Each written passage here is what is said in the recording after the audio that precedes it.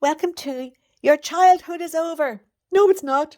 Where we discuss how people from a toxic or abusive childhood are likely to invite abuse back into their adult lives through a sinister hidden force called repetition compulsion. My name is Annette Hunter. I'm a medical doctor. These videos are my opinion based on my personal experience of being under the control of this force for many years. This channel is not a substitute for therapy. If you feel emotionally overwhelmed or you develop any thoughts of self-harm, please consult a qualified therapist or your doctor immediately. Thank you. So how are you? Here we are today at Tales of Repetition Compulsion number 2, where our character is a guy named Jamie. The life category is work and the bad message is you are responsible for me and others. Welcome back to Tales of Repetition Compulsion, and this is the second video in the series. You are here at the very beginning. You're very welcome. The three wise tales, Petal, Blossie and Dottie, who you will meet in a few minutes, and we all welcome you. Now, in my opinion, as I said before, the best way to explain repetition compulsion is to show it to you through real everyday stories or tales that reveal how our toxic or abusive childhood experiences quietly shape our adult lives. Because children learn what they live. If a child grows up in a toxic or abusive environment, that environment becomes their normal. As adults, we are subconsciously programmed to gravitate towards what feels normal, even if what feels normal is unhealthy. So if a child grows up, say, surrounded by love, respect and acceptance, that's good. And they will gravitate towards people and situations that give them love, respect and acceptance. But if a child grows up in chaos, fear or emotional abuse, they will subconsciously recreate these conditions in adulthood. Not because they want to, but because their subconscious mind is repeating what feels familiar. Today's tale, our story, so again, we focus on the life category of work and the bad messages. You are responsible for me and others. Do you mind me asking, do you carry this bad message with you in your adult life? Do you feel you are responsible for others? Let's meet Jamie. Jamie grew up in a home where responsibility was placed on his shoulders long before he was ready for it. His mother struggled with emotional instability. His father worked long hours and was away from home, and his father also lacked warmth. And this left Jamie in a role no child should ever have, the caretaker. For example, one evening when Jamie was only 9 years old, he found his mother crying at the kitchen table. The dinner was in a pot on the cooker, but it was burnt to a frazzle. All the food was stuck to the bottom of the pot in a burnt blob, and the room smelled of smoke. So Jamie panicked. He was unsure what to do. His mother looked up at him, tears streaking down her face, and said, "Jamie, I just can't cope.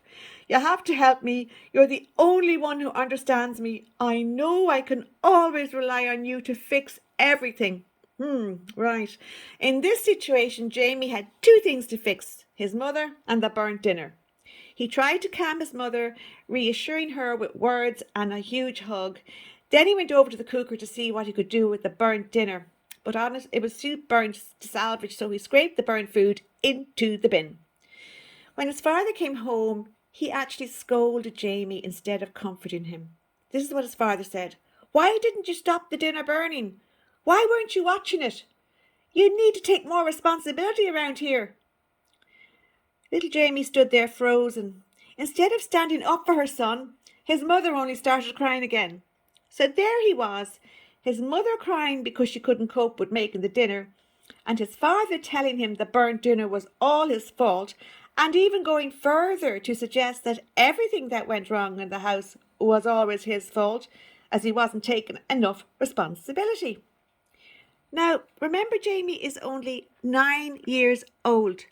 He should be out playing with his friends, not in the kitchen minding his mother and making the dinner.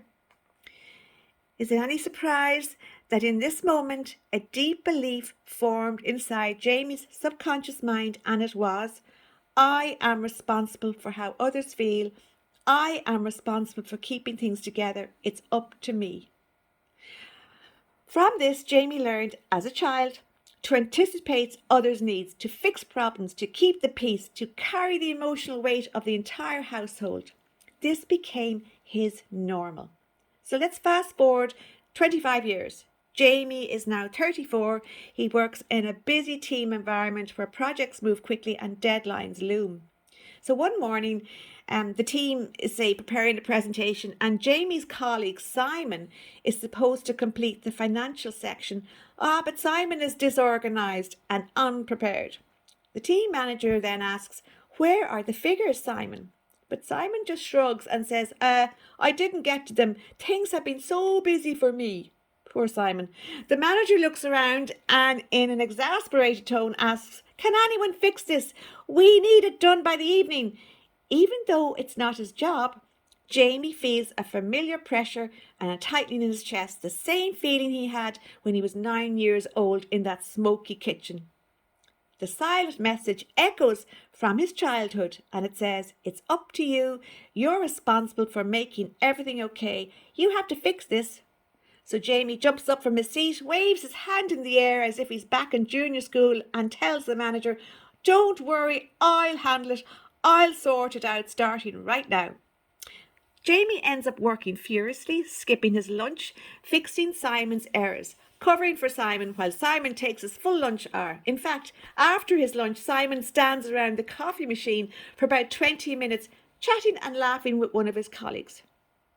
And not once does Simon offer to help Jamie, and nor does Jamie ask for help, because Jamie is so determined to prove to everyone that he alone can carry the responsibility of getting this presentation completed before the end of the day. Now, just before everyone heads off for home, Jamie hands the presentation to the manager, and he's delighted when the manager praises his work and says, "You really need to keep the team on track next time. Make sure everyone does their part." And Jamie nods, exhausted. And once again, he is carrying the weight of others. Once again, he is responsible for holding everything together.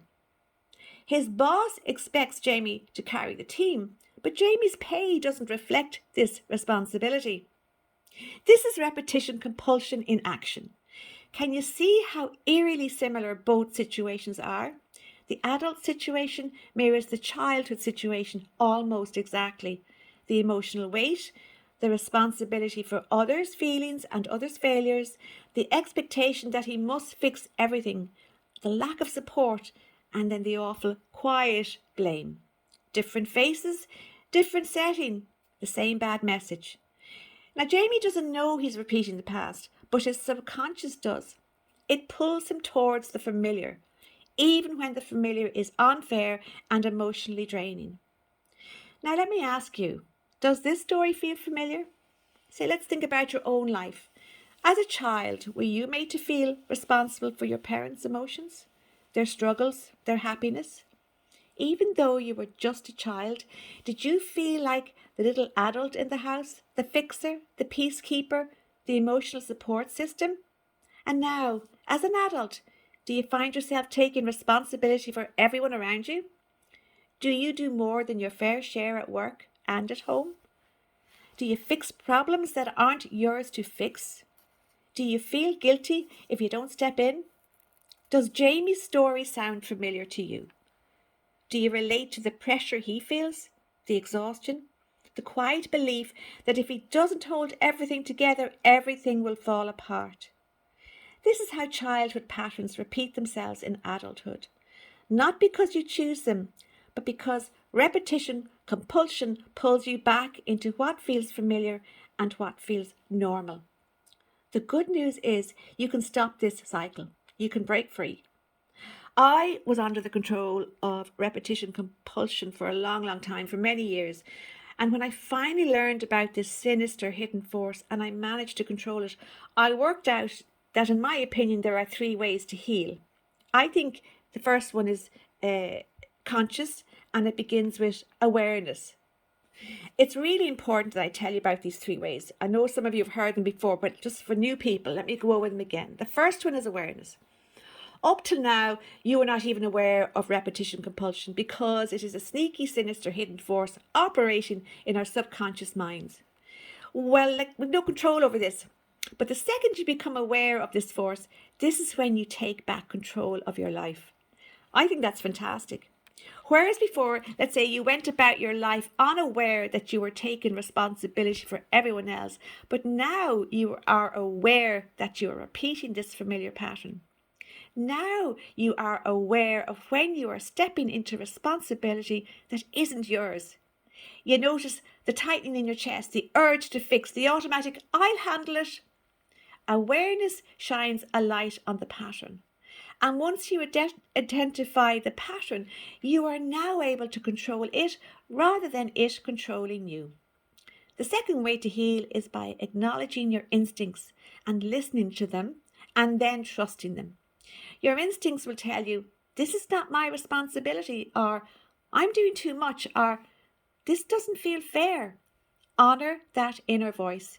It is telling you the truth and it is always out to protect you. I plan to do a short on the topic of instincts over the weekend.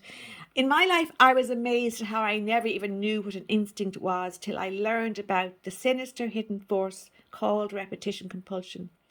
In order to stop this sneaky hidden force from controlling your life, you do need to have your instincts on board, leading the charge. I'll explain more about instincts in a short, as I said, over the weekend. The third way to heal is to flip the bad message. The old message was, I am responsible for others. Your new good message becomes, I am responsible only for myself. It is not up to me to fix everyone and everything. I only have to be responsible for myself. Repeat this good message over and over. Write it down, say it out loud. Just like you subconsciously practice the old bad message, now you are going to consciously practice the good message. And this does work. In my life, I can tell you that bad messages, they still sometimes do come into my head. Like they tell me I'm useless or I'm a failure. But now I know to immediately flip that bad message and to replace it with something like, Annette, you are not a failure. You're doing your best effort, and that is wonderful.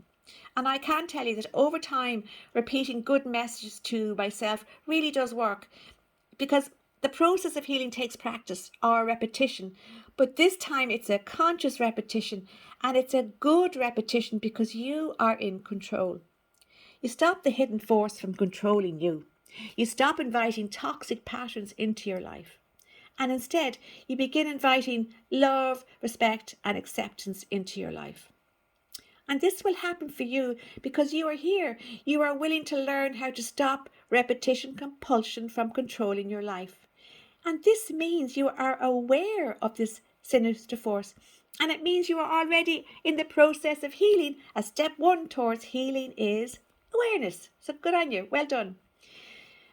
Jamie's story shows us how deeply the bad messages can sink in and how easily it can shape our adult lives without us even noticing. But it also shows that once we see the pattern, we can change it. Now, come with me into the house where the three wise tales are waiting with their gentle words of encouragement. They have something important to share with you on this healing journey. So lads, I'll sign off for now, but I will talk to you all soon again. Thank you. Bye-bye. Hello there, it's Petal.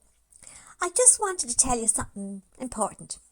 I know how hard it is when you've spent your whole life feeling responsible for everyone around you. It's exhausting, isn't it? Always watching, always fixing, always stepping in, even when you're tired yourself. Sometimes you feel good that you're helping others. Being the constant fixer does feel nice, sometimes, but secretly, do you often feel fed up that people are just exploiting you? Good old dependable you, the doer. It's so convenient for others to sit back and do nothing, as they know you will always step in and do what they should be doing. Do they ever thank you? No. It's all just assumed that you will do what needs to be done. When I see someone finding out they forgot to do something important, I get nervous and uptight because I feel obliged to step in and help them. I feel I should try and make everything okay for them so they won't be upset. But I'm learning, just like you are, that it's not my job to carry the whole world in my little paws. And it's not your job either.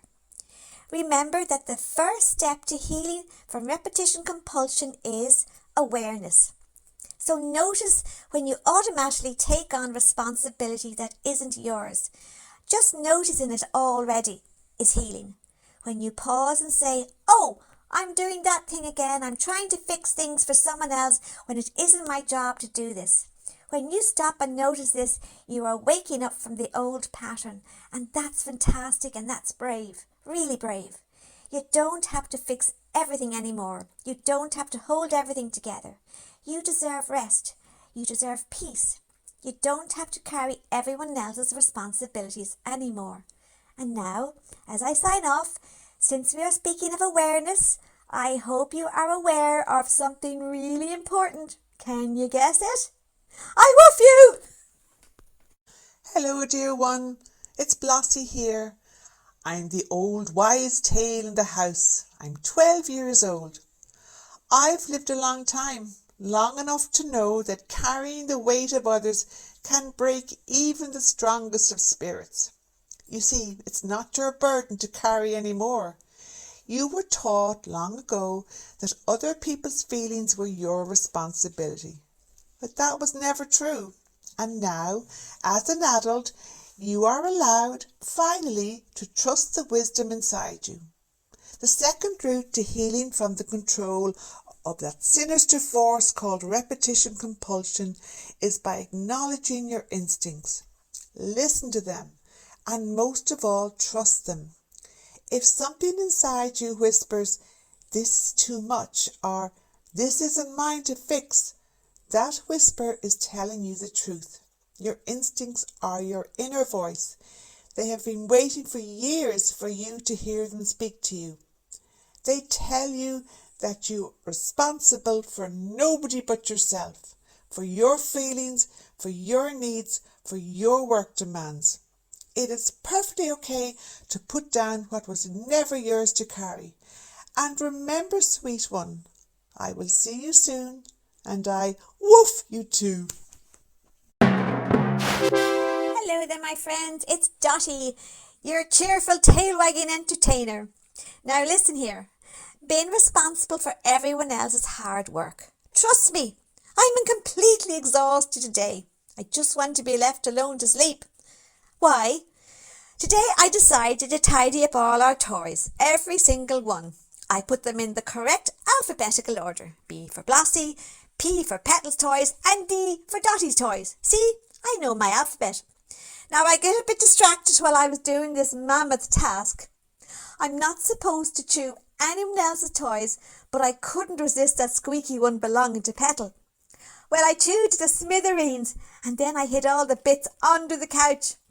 But sure, I got caught out not long after. Annette was hoovering, and as she stretched the brush under the couch, the hoover started to make a loud screeching noise. Anyway, it turns out one of the squeaky bits from Petal's toys had gotten jammed in the hoover brush, and it was making a constant high-pitched shriek. Annette knew immediately that I was to blame. She knew it was me who chewed up the toy, and she knew it was me who hid the remains under the couch. You can't hide anything in this house. Anyway, back to tidying up the toys. After hours sorting them out, guess what? I nearly fell asleep standing up. I was exhausted. Then wise tail Blossie looked at me and said, "Dottie, darling, no one asked you to do that." And he was right. You see, sometimes we take on jobs that no one even asked us to do. I didn't have to tidy up Petal's toys and Blossie's toys, but I felt I should, so everyone would like me. But when it took me nearly all day, I was so tired I didn't even want to go for my walk. I just wanted to be left alone to sleep. I learned the hard way that I don't have to do this anymore. It is not my responsibility to tidy up everyone else's mess. You see, when we grow up listening to the bad message, "You are responsible for me and others," we take on all this extra work and make ourselves exhausted, trying to prove to everyone that we are worthy. But now we are flipping that bad message to "I am only responsible for myself." Remember, the third way to heal is to flip those bad messages upside down. If you were taught you are responsible for everyone else, your new good message is, I am only responsible for me. I don't have to take on marathon tasks anymore just to make life easier for everyone else. I will do my fair share and I will honour myself. I will not let people exploit me. Say this to yourself. Repeat it over and over and even say it out loud to yourself. The more you repeat the good message, the stronger it becomes. Like practicing a trick until you can do it with your eyes closed. The great news is that you are here in this moment of awareness. Now you realise you're not responsible for everyone else. Now you can finally breathe and relax, knowing it is okay to stand back and let others be responsible for their own jobs and be responsible for themselves. You are not the fixer anymore. All you need to do is fix yourself. And you are here listening to this, so you're well on the way to fixing yourself. Well done to you. You are brave and I truly admire you. You can finally honour yourself and be kind to yourself. And remember one more thing before I say adios. See you soon and I woof you.